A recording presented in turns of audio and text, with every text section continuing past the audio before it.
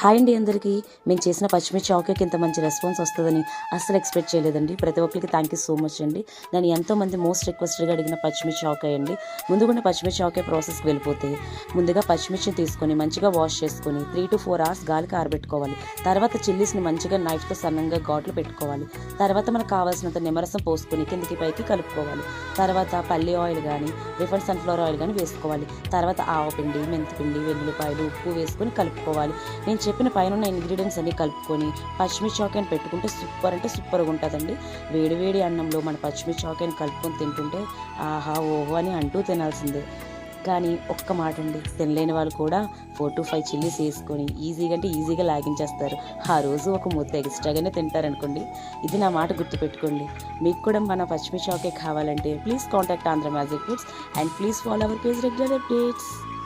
అసలు కారం అనేది లేదండి, చాలా అంటే చాలా బాగుంది. మీరు కూడా ట్రై చేయండి. చూడండి, క్రిస్పీగా కరకరలాడుతుందో పుల్ల పుల్లగా కారంగా సూపర్ ఉందండి.